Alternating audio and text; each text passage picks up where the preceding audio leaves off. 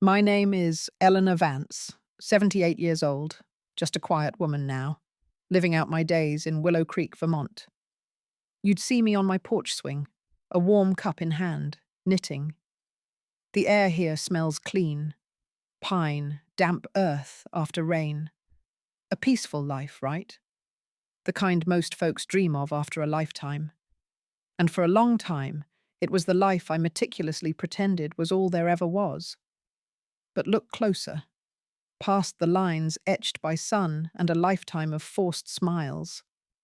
You might catch a flicker, a shadow, a ghost. Because the chilling truth is, my childhood bedroom, in a house long since swallowed by time in a forgotten corner of rural Iowa, wasn't just a room. It was a stage, a horrifying private theatre. And the audience for that unspeakable performance? My own family. They didn't just arrange the seating, they orchestrated the show. Memory. It's a peculiar, living thing. For decades, I kept it caged, a monster locked in the dark attic of my mind, too heavy to lift, too painful to confront. I buried it under layers of ordinary days, mundane chores, and carefully practiced normalcy. I built a life, brick by careful brick, trying to wall off that unbearable truth. But now, at this age, when the future stretches out shorter than the past, some of those bricks are crumbling. The mortar is failing, and the echoes, sharp and clear, demand to be heard. People talk about the golden innocence of childhood. Mine was a different spectrum, muted, shadowed, punctuated by cold, clinical flashes that made no sense to a little girl. I recall the scent of old wood, the scratch of a wool blanket, how moonlight cut the floorboards like a silver blade. These are fragments, pieces of a puzzle I never wanted to solve, because solving it meant admitting that the very hands meant to nurture me were the ones holding the strings of my pain. Sometimes, late at night, when the old house settles into its quiet creaks, I can almost feel it again. The phantom hum of hidden wires, the prickle of an unseen gaze. It's a spiritual scar tissue, a sensation that lingers even after 7 decades. I've carried this burden longer than most people live. It's etched itself into my very being, shaping every choice, every relationship, every silence. And now, I'm tired of carrying it. My voice, though raspy with age, still works. And before it gives out entirely, I need to use it, not for vengeance, not for pity, for truth. Because silence only serves the perpetrators, and I am done serving them. It's time for the light to finally, irrevocably, pierce the looking glass. My family, the Abernathys, were a meticulously crafted illusion. From the outside, we presented a picture of quintessential American respectability. We lived in a modest but impeccably kept 2-story house on Elm Street in Havenwood, a small, close-knit community in upstate New York. A town where everybody knew everybody, or at least thought they did. My father, Thomas Abernathy, was the very definition of a community pillar. A deacon at the First Presbyterian Church, his booming baritone led the hymns every Sunday, resonating through the stained glass windows. He ran the local hardware store, Abernathy's Tools and Timber, inherited from his own father. People trusted him. His handshake was considered a sacred bond. He was Mr. Abernathy, the man sought for advice, for mediation in quiet disputes.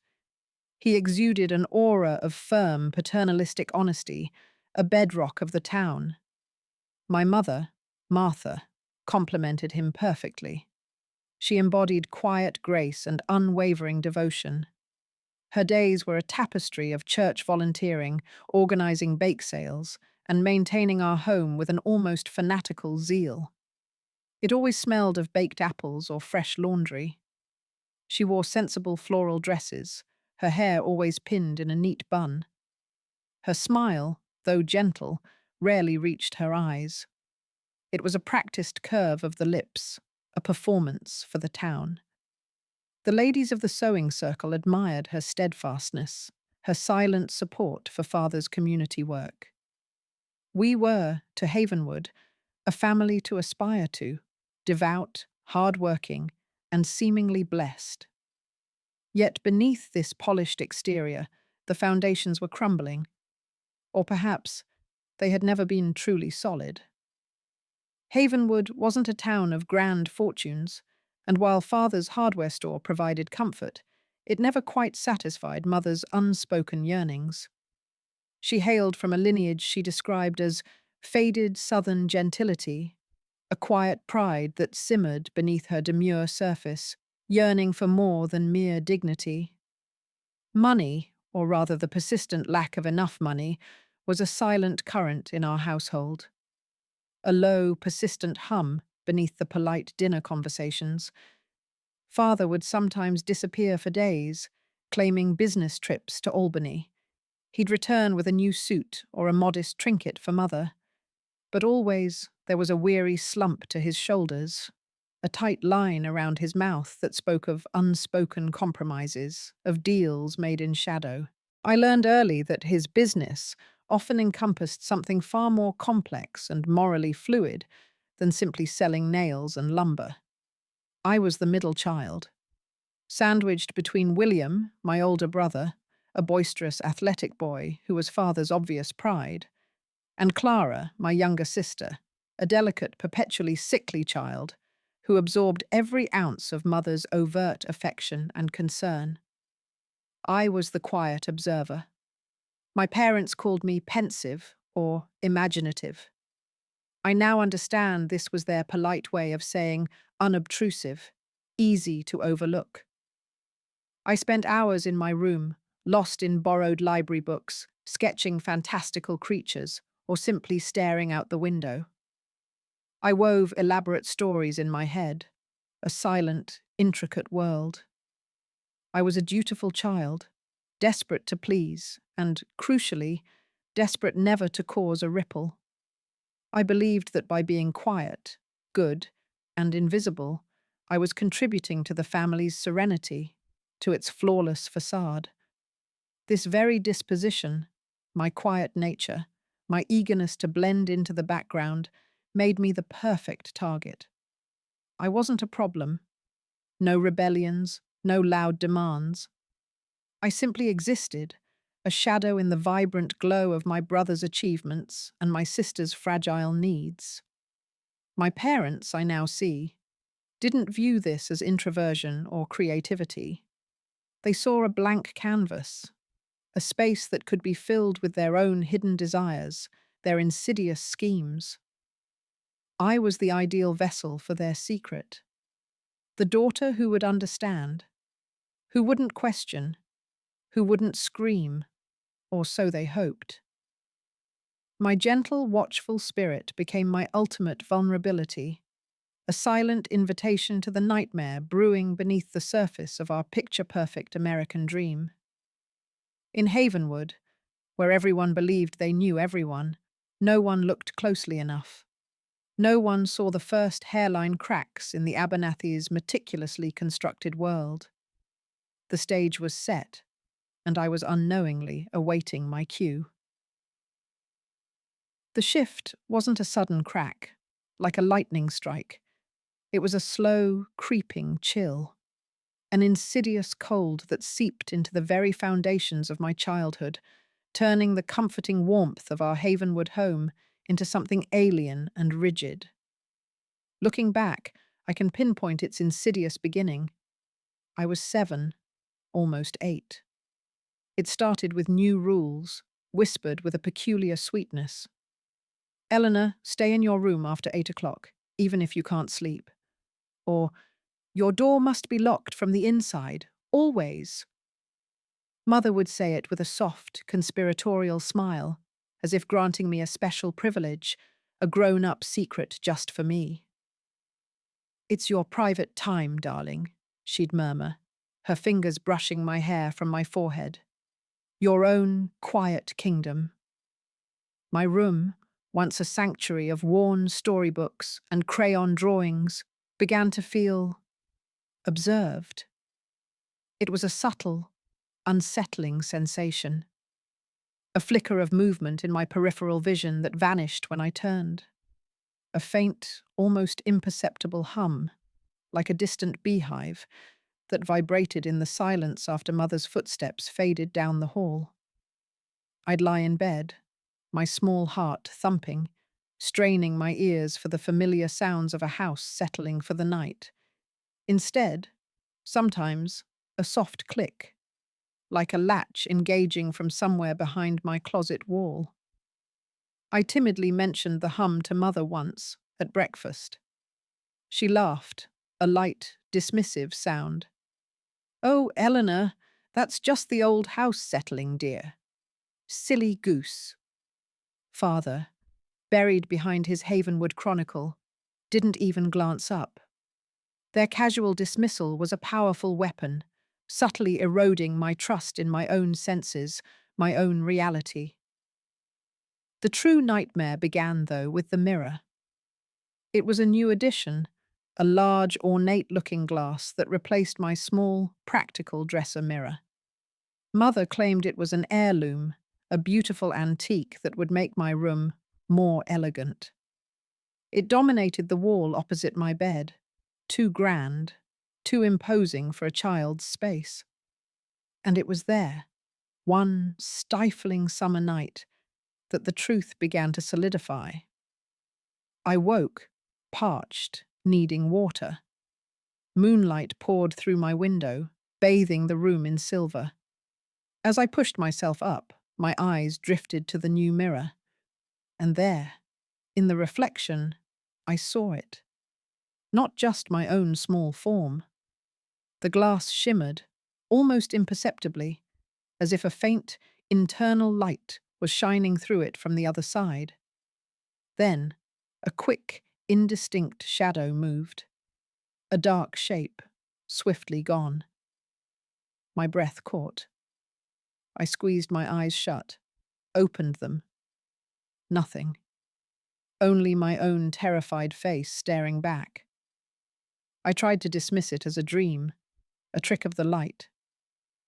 But the hum felt louder that night, a low, persistent thrum against my eardrums. The brutal, undeniable confirmation came a few weeks later. Father was on one of his business trips. Mother, unusually agitated, had rushed out, claiming an emergency at the church. She'd forgotten to latch the back storage closet door, a small, rarely used space beside my bedroom. It usually stuck, or was locked. This time, it creaked open. Inside, amidst forgotten coats and dusty boxes, my fingers brushed against a rough square hole. It was perfectly aligned with where the mirror hung in my room. It wasn't just a peephole. There was a tiny, almost microscopic lens, and a system of wires snaking into the darkness behind the wall. My 7-year-old mind couldn't grasp the mechanics, but it grasped the chilling implication. Someone was watching. Always. I backed out, legs like jelly, heart a frantic bird trapped in my chest.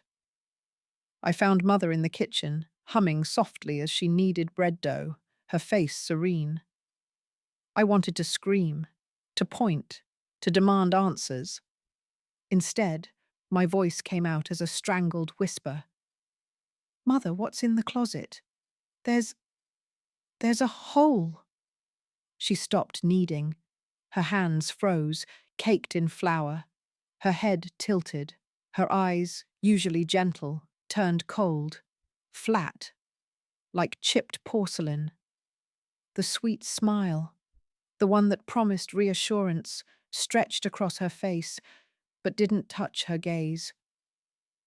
"Eleanor," she said, her voice a soft, silken whisper that sent a shiver through me. "You didn't see anything in that closet, darling. It's just old junk. And you certainly didn't see a hole, did you?" Her words weren't a question. They were a command, a veiled threat, delivered in the softest possible tone. She wiped her hands on her apron and knelt, her eyes level with mine. Her fingers, still dusted with flour, gently cupped my face. "Eleanor," she repeated, even softer, more intense. "This is our special secret, yours and mine. It helps Daddy with his business. It keeps us safe, keeps us fed. It's our special game. And good girls don't talk about special games, do they?" Her thumb rubbed my cheek, a gesture meant to soothe that felt like a brand. "If you talk, Eleanor," she continued, her voice dropping to a near whisper. "If you even think about telling anyone, Daddy's business will fail. We'll lose everything. William won't go to college. Clara won't get her medicine. And you'll be very, very sorry. Do you understand, sweet pea?" My throat was too tight to speak. I could only nod, tears silently stinging my eyes. The gentle caress felt like a vice. In that moment, surrounded by the comforting smell of baking bread, I understood. My own mother was complicit. She wasn't just aware. She was the architect of my silence, the enforcer of this grotesque game. My room wasn't a kingdom, it was a cage, and I, her sweet pea, was the bird within, watched, judged, and displayed, all with the chilling complicity of the hands that kneaded the bread that kept us fed. The looking glass wasn't just on my wall, it was in their eyes, and I was trapped within its reflection. The games, as Mother so chillingly called them, quickly hardened into a suffocating routine. A shadow calendar etched itself into my young mind. They usually coincided with Father's business trips to Albany, those mysterious disappearances that left Mother with a strained smile and an almost frantic tension in her shoulders. Sometimes, though, they happened even when he was home, late at night, after William and Clara were safely asleep. Always after 8 o'clock, always behind my locked bedroom door. My sanctuary became a set. I, the unwilling, silent performer. The audience was never physically present in my room. That was the insidious genius of it, the truly perverse nature of their arrangement. The looking glass wasn't just a mirror, it was a window for others, a twisted canvas where I was the only subject. Mother would lay out certain nightgowns on my bed, flimsy, translucent, unlike the sensible cotton I usually wore. Her expression would be unreadable, her voice soft but firm. "It's part of the game, Eleanor. You must be pretty for the game." Sometimes her fingers would brush against my skin as she helped me put them on. They felt cold, distant, as if I were a doll being dressed, not her own daughter. The instructions, delivered by Mother through the closed door or via a small, hidden speaker I later discovered, varied, growing more specific, more demeaning with each passing week. "Sit on the bed, Eleanor. Comb your hair slowly. Hum that little tune you like." Or, "Stand by the window, sweetheart. Let the moonlight touch your skin, just for a moment." Each seemingly innocent act was laced with a horrifying undercurrent. I felt the prickle on my skin, as if 1,000 tiny needles were pricking me from the other side of the mirror, from behind the minuscule lenses hidden in the wall sconces and the ornate frame of the looking glass itself. Those invisible eyes were drinking in every movement.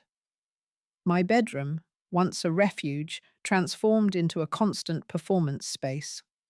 Every gesture, every innocent moment was potentially observed, judged, consumed. I stopped changing my clothes with the carefree abandon of a child. I began sleeping in my day clothes, just in case.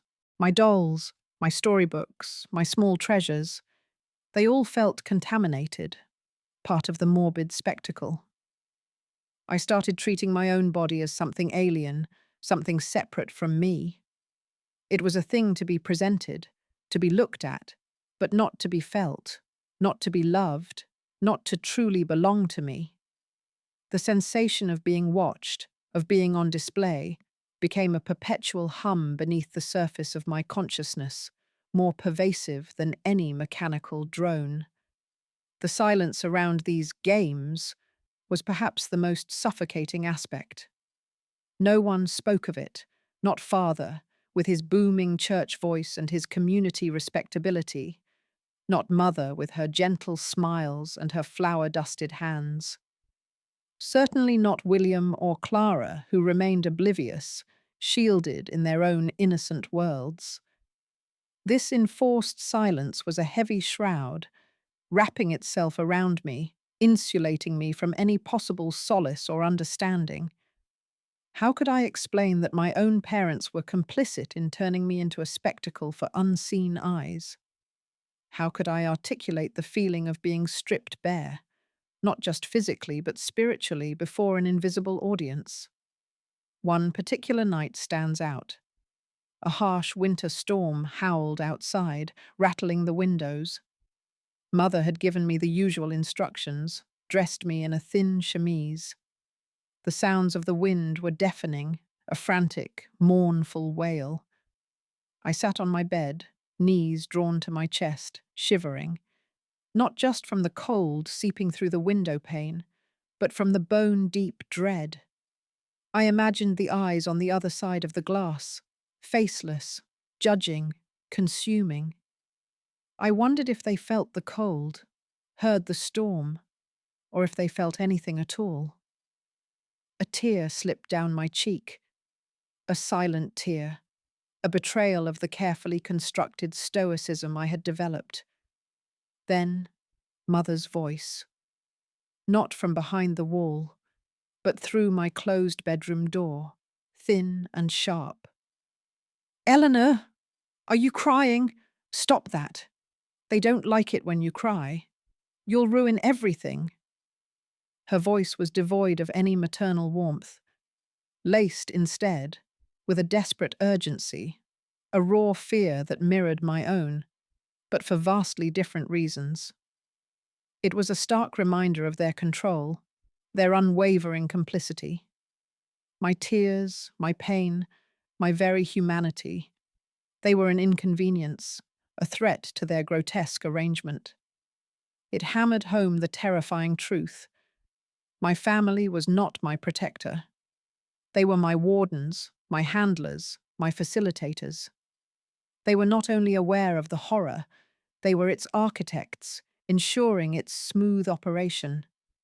My role was not to feel, not to question, but to perform, to be the silent, pliant child in the looking glass.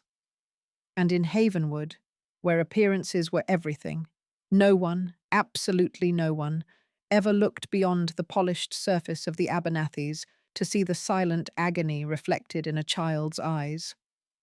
The isolation was absolute. My childhood had become a never-ending, unseen show. The hum of hidden cameras, the imagined gaze from behind the looking glass, these were constant companions in my childhood bedroom. But more insidious was the hum within me, a frantic, buzzing energy of a mind desperate to escape a reality too cruel to bear. Even as a child, I instinctively knew what was happening was wrong. Deeply, fundamentally wrong. Yet Mother's soft, chilling threats had taught me there was no escape. No one to tell. So I built a world inside my head.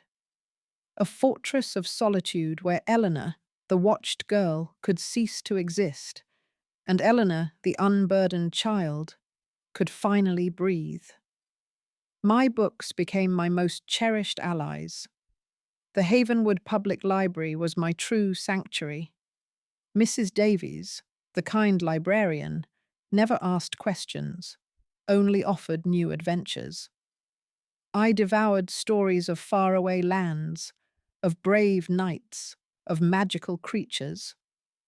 I imagined myself as Alice, tumbling down a rabbit hole into a world of delightful nonsense, anything to escape the suffocating sense of being senselessly observed. I was Anne of Green Gables, finding beauty in every mundane detail, weaving grand narratives from thin air. In these stories, heroes faced dragons and villains, but never the quiet, insidious cruelty of their own family. Certainly never a mother who laid out a sheer nightgown, with a smile that promised safety but delivered surveillance. When the games were in full swing, when the lights were dimmed in my room, and I knew those unseen eyes were upon me, I retreated deeper into that mental fortress. I learned to disassociate. I didn't have the word then, but I mastered the skill early. My spirit would float above my body, watching the scene from a safe distance, as if it were happening to someone else entirely. The little girl on the bed, turning this way or that, following the silent commands I somehow intuited from the unwavering pressure of the gaze. That wasn't me. That was a puppet. Eleanor's empty shell, performing for a hidden audience. My true self was elsewhere, soaring with dragons, whispering secrets to talking animals, or simply dissolving into a peaceful, formless void. This mental separation was a crucial survival mechanism. It protected the core of who I was from the contamination of their gaze. But it came at a terrible price. My own body became foreign to me, a mere vessel I inhabited, but didn't truly own. The very concept of physical touch, even innocent hugs from relatives, became confusing, sometimes even repellent. Was it genuine affection, or another form of observation? Another way to exert control? Trust, a concept so fundamental to human connection, withered within me like a neglected plant. How could I trust anyone when the very people who were supposed to be my bedrock had shattered me so thoroughly? My perception of family warped beyond recognition. The Abernathys, to Havenwood, were a loving, devout unit. But to me, family became synonymous with betrayal, with a chilling hypocrisy. Love, I learned, was a tool, a leash that could be tightened or loosened to ensure obedience. When mother would gently stroke my hair and whisper about father's love, his pride, how important my special game was for his business, it wasn't comfort I felt. It was a cold knot of nausea. Their love was conditional, transactional, utterly devoid of the warmth and safety it was supposed to provide. The hardest part was living the normal life. During the day, I was Eleanor, the quiet middle child. I went to school, played with my dolls, though their fixed, staring eyes sometimes unnerved me, did my chores. I became a master of mimicry, perfecting the illusion of normalcy. I smiled when expected, answered questions politely, and tried to fade into the background. Every interaction became a performance. Every casual glance from a neighbor or a Sunday school teacher felt like a potential judgment, a silent question asking if they could see the rot beneath the surface. I lived in constant terror of accidentally revealing the secret, of ruining Daddy's business, of bringing disgrace upon our perfect family. The crushing weight of that responsibility, placed squarely on my tiny shoulders, was immense. There were moments, fleeting and desperate, when I longed to scream, to shatter the looking glass, to expose the truth. I'd watch other children laugh freely, their eyes unburdened, and a sharp, envious pain would pierce through me. Why them and not me? Why was my childhood chosen for this perversion? But the fear, the ingrained terror of disappointing mother, of ruining father's reputation, of dooming William and Clara to hardship, always won. The silence became my armor, my prison, and my ultimate act of obedience. I believed, with the terrifying conviction of a child desperate for love, that if I was good enough, if I kept their secret perfectly, then maybe, just maybe, this nightmare would end, and I would finally be allowed to be just Eleanor, a girl not defined by the unseen eyes beyond her bedroom wall. But deep down, a colder, darker truth began to settle. The stage was set, and the show, I slowly realized, was designed to last indefinitely. The stage of my childhood bedroom felt eternal, the performance endless, the hum of hidden mechanisms a constant soundtrack, the invisible eyes a perpetual audience. I had long abandoned the hope that anyone would notice, that someone would see the terrified child beneath the carefully constructed facade of normalcy. William was off at college, too absorbed in his own burgeoning life. Clara, perpetually frail, absorbed mother's overt affection with her persistent coughs and fevers. Father was buried in his church duties and hardware store, a man who saw only what he wished to see. I was truly, utterly alone in my gilded cage. Yet even in the deepest, darkest well, a sliver of light can sometimes break through. For me, that light came not as a grand, dramatic revelation, but as a series of small, almost imperceptible cracks in the formidable wall of my despair. It began subtly, with Mrs. Peterson, my fifth-grade teacher at Havenwood Elementary. She was a kind, unassuming woman with gentle eyes and a fondness for worn-out cardigans. Most teachers saw me as the quiet, diligent student, always with my nose in a book. Mrs. Peterson, however, saw something more. One autumn afternoon, after the last bell, she asked me to stay behind. My heart immediately thudded with a familiar, cold dread. Had I done something wrong? Had someone seen? But her voice was soft, not accusatory.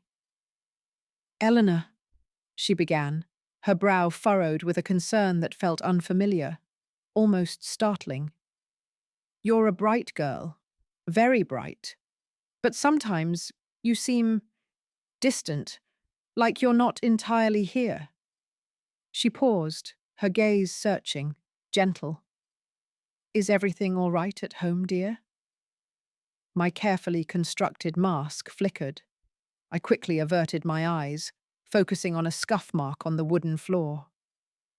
"Everything's fine, Mrs. Peterson," I mumbled, my voice barely a whisper. "Just tired." She didn't press, not directly. Instead, she offered me a cup of hot cocoa, a rare, unexpected treat, and began talking about a story she was reading, about a girl who built her own world through imagination. "Sometimes," she said, stirring her own cocoa, "when the real world gets too big, or too loud, or too… whatever it is, our minds can be the safest place. But it's important to remember that there's a real world outside too, Eleanor. A world where good things can happen, and where people can help." She looked at me, truly looked, with an empathetic gaze that felt like a physical touch, a warmth I hadn't felt in years. "You deserve a good life, Eleanor." Her words, so simple, so utterly commonplace for most children, resonated within me like a tuning fork. You deserve a good life. The idea was revolutionary. My parents had subtly taught me that I deserved only what they allowed, that my purpose was to serve their hidden agenda. Mrs. Peterson's quiet affirmation planted a tiny seed of doubt in that poisoned ground. The seed began to sprout during my solo trips to the library. I spent hours there, no longer just escaping into fiction, but now, subtly, researching. I read about people who escaped difficult lives, about psychology, about human rights, even though I didn't have the vocabulary for it then. I stumbled upon a newspaper article yellowed and brittle, about a family in a neighboring state where a similar private ritual had been exposed. The details were vague, but the underlying horror was unmistakable. The article mentioned hidden cameras and child exploitation. A cold dread mingled with a shocking sense of recognition. It wasn't just my secret.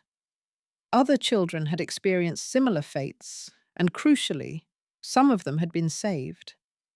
The possibility of rescue, however remote, was now a tiny pinprick of light in my dark world. The most significant turning point, however, came during a sweltering summer when I was 11. Father was on one of his extended business trips, and Mother, unusually agitated, had been particularly demanding with the games. One afternoon, she left the house in a hurry, claiming an emergency at the church. In her haste, she'd forgotten to lock the back storage closet door, the one with the peephole.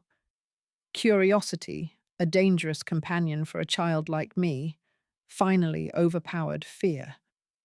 I slipped into the dusty closet. This time I didn't just see the peephole.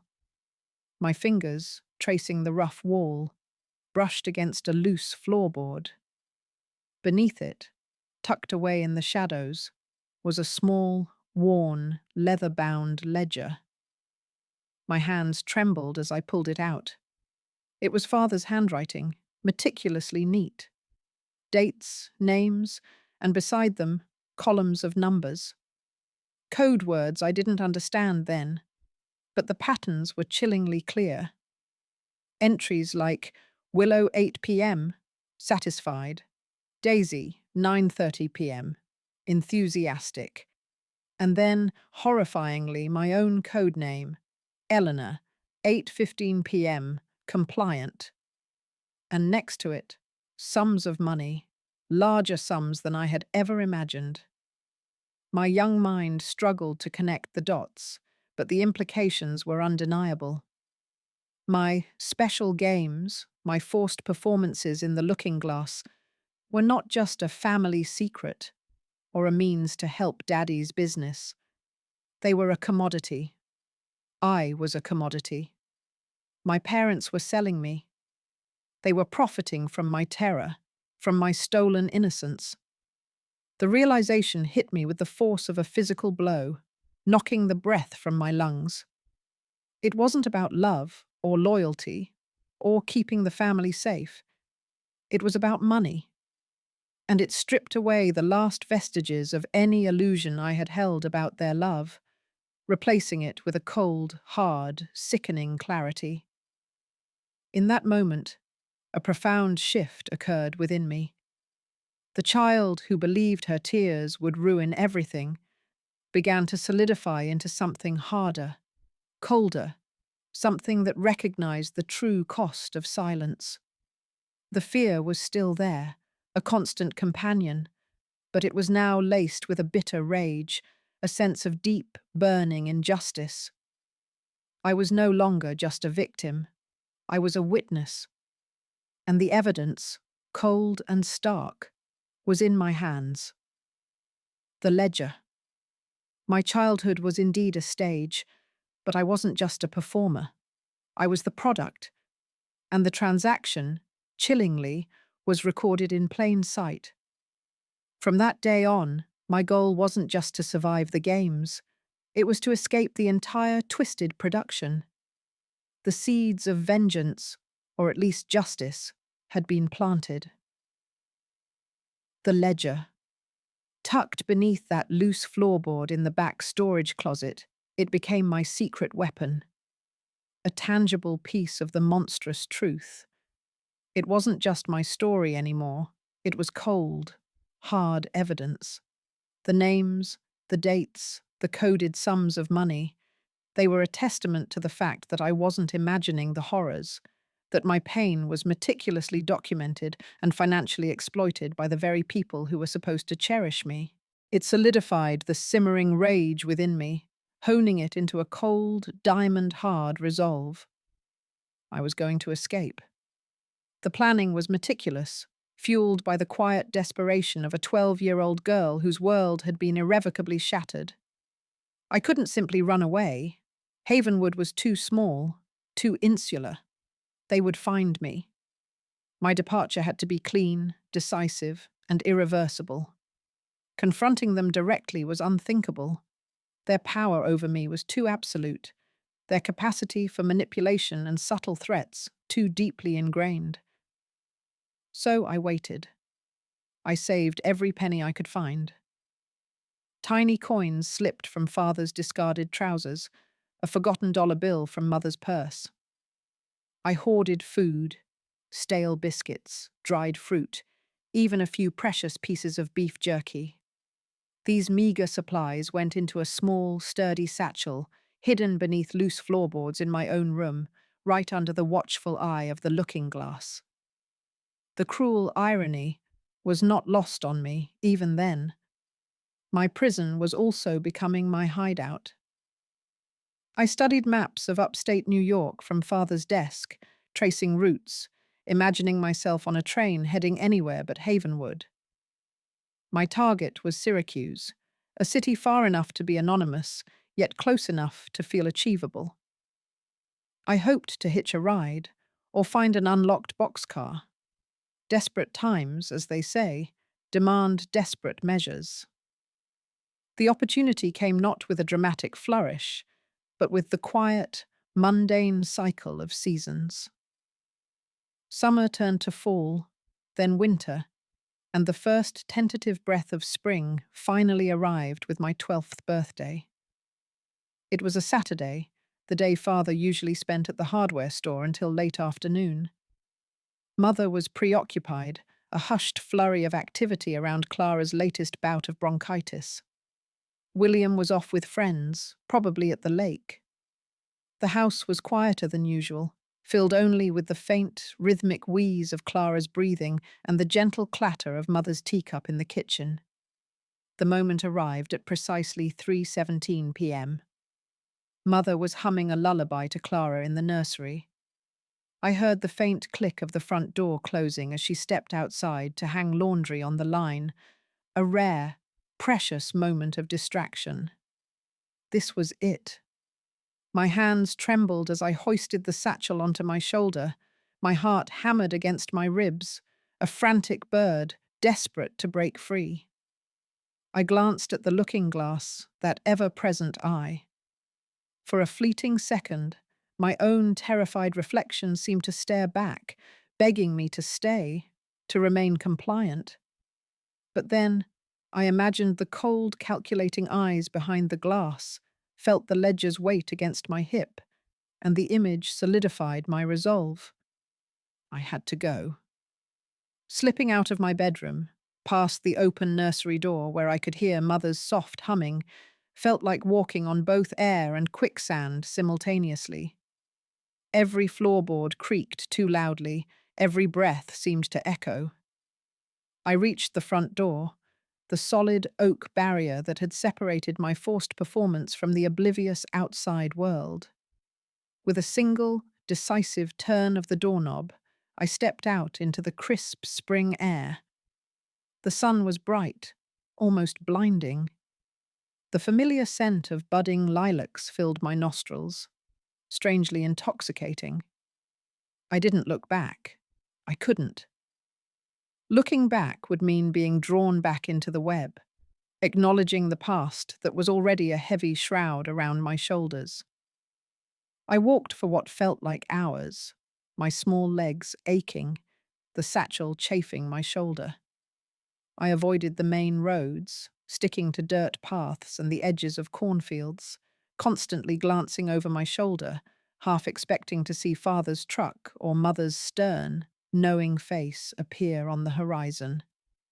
The fear was a tangible thing, a cold knot in my stomach that rivaled the hunger pangs that soon began. I knew Havenwood's geography intimately, but the world beyond it was a terrifying, unknown expanse. My family's reaction?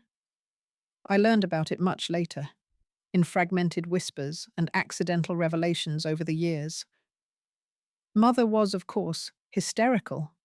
a masterclass in performative grief and worry for the town. Father, ever the unwavering pillar, organised search parties, plastered missing posters with my carefully doctored school picture across 5 counties. They spun a tale of a troubled, imaginative child who must have wandered off, perhaps lost in her own fantasies. The people of Havenwood, unsuspecting and trusting, mourned for poor little Eleanor Abernathy, offering condolences and prayers. No one, not a single soul, suspected the truth. How could they? The Abernathys were impeccable. For my part, my initial taste of freedom was a bitter draught, laced with constant paranoia and the gnawing ache of loneliness. I managed to hitch a ride with a kindly farmer heading towards Syracuse, a grizzled man who didn't ask too many questions about a quiet, dirty girl clutching a worn book. He dropped me off at a bus station in the outskirts of the city, a chaotic, bustling place that swallowed me whole. I found refuge in the anonymity of the crowds, a strange comfort in being just another face, unnoticed, unobserved. But the silence I had so desperately craved was now deafening. I was free from the physical cage, but the looking glass was still etched into my mind. Every passing glance from a stranger felt like a judgmental stare. Every kind word from a well-meaning person felt like a trap. The trauma had twisted my perception, making it impossible to trust, to truly believe in genuine kindness. I was free, yes, but I was also utterly, terrifyingly alone. A small child adrift in a vast, indifferent world, carrying a secret that was far too heavy for any 12-year-old girl. The escape was just the first step. The journey to truly liberate myself from the invisible bonds of the looking glass had only just begun. My escape from Havenwood was less a triumphant flight and more a desperate scramble into the maw of the unknown. Syracuse, a sprawling, anonymous city, swallowed me whole. I was 12 and utterly unprepared for the harsh realities of living on my own. My first few years were a blur of hunger, biting cold, and a bone-deep loneliness that felt colder than any winter wind. I found work wherever I could, scrubbing floors in greasy diners, washing dishes in the back of bustling restaurants, folding laundry in the steamy heat of a downtown dry cleaner. I lied about my age with a practiced ease that startled even myself, learned to make myself invisible, a skill honed to perfection in my childhood bedroom. My small stash of hoarded money dwindled quickly, and I learned the brutal, unforgiving lessons of survival on the streets. Every penny was a victory, every shared meal a rare luxury. The physical hardships were immense, yes, but the internal ones were a far greater burden.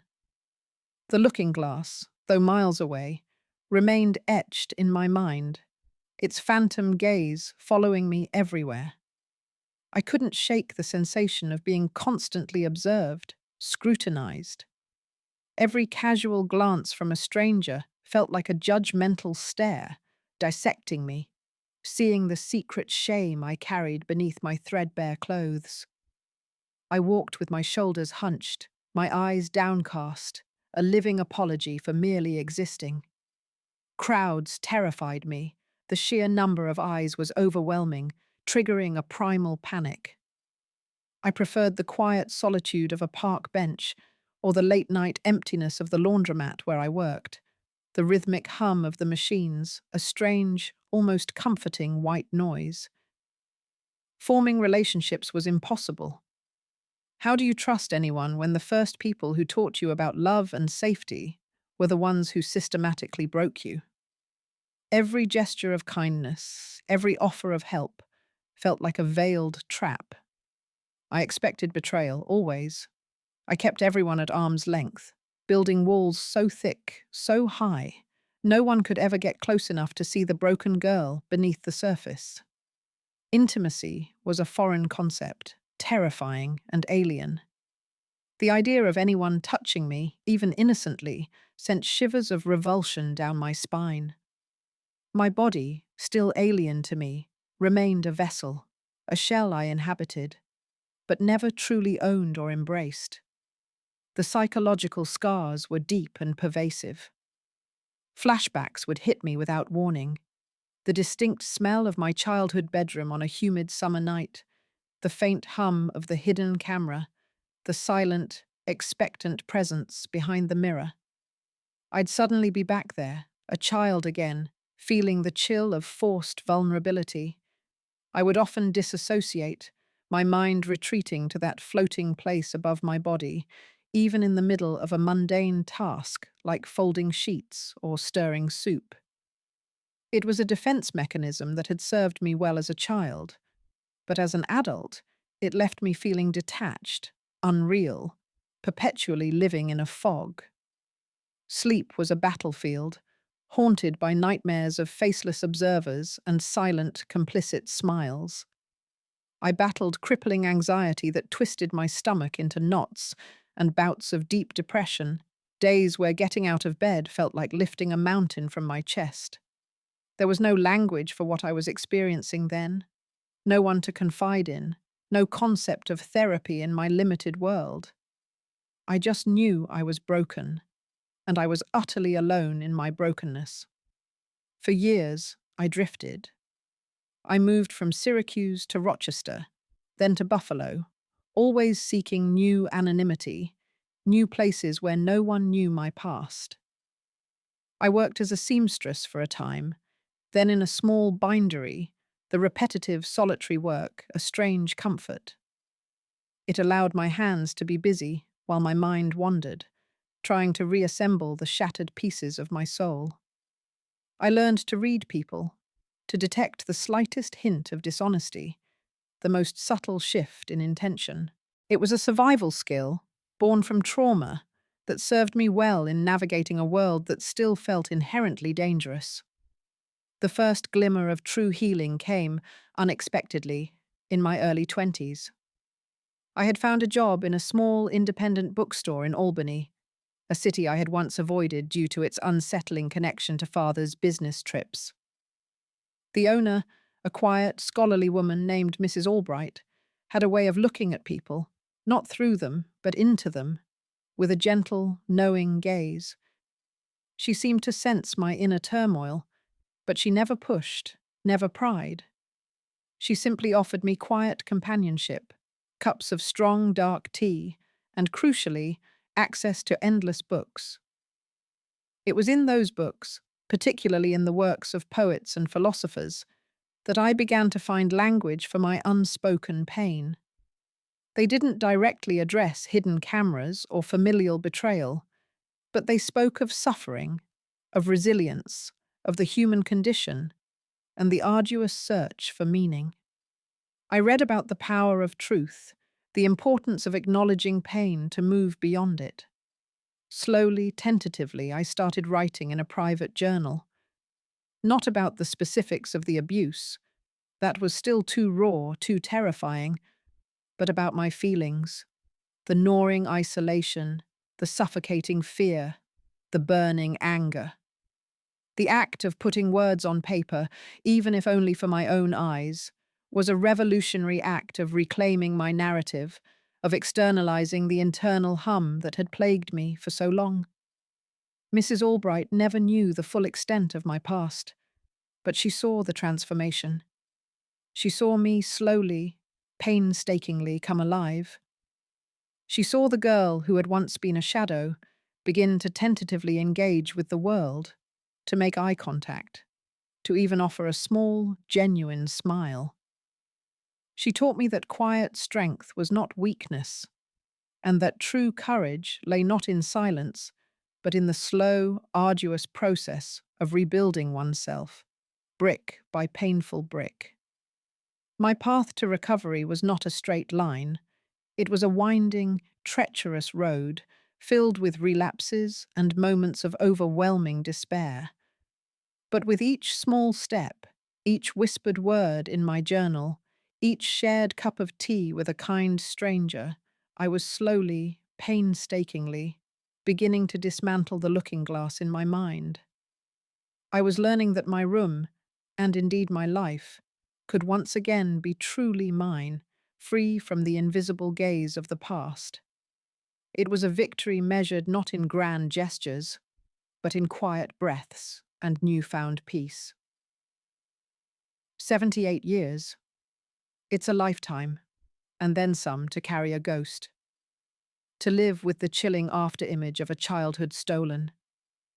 Now, as the sun dips lower in the Vermont sky and my own days grow shorter, I find myself looking back more often, not with the raw, flaying pain of youth, but with the clearer, sharper lens of old age. The memories are still there, vivid and unbidden, precise in their cruelty, but they no longer consume me. They are pieces of a mosaic, a painful but undeniable part of the complex picture that is Eleanor Vance.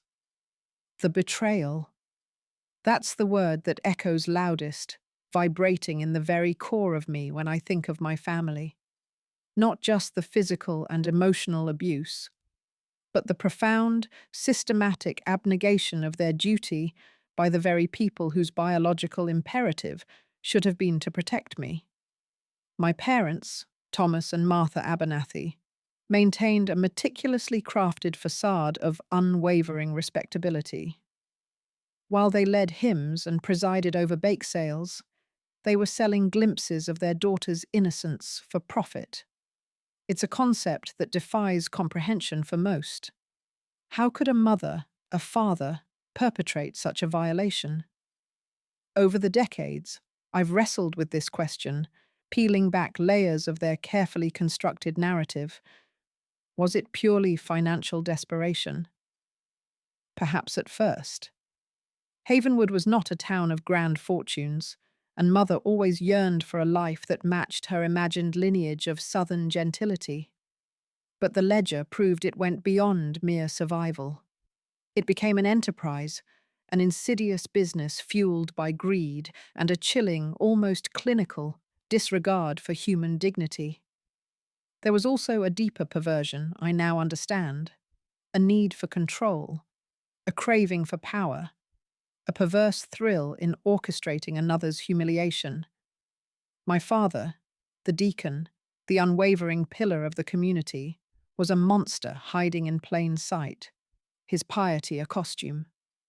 And my mother, with her gentle smiles and quiet devotion, was his willing architect, her silence a louder condemnation than any shout. She did not merely enable, she actively enforced. Forgiveness. That's another word people often speak of, especially when they learn fragments of my story. Do I forgive them? No, I don't. Forgiveness, to me, implies a healing, a release, a reconciliation. But there can be no reconciliation with a betrayal of that magnitude. There was no apology, no acknowledgement, no attempt at redemption from their side. They carried their secret to their graves, wrapped in their false piety and the town's unwavering respect.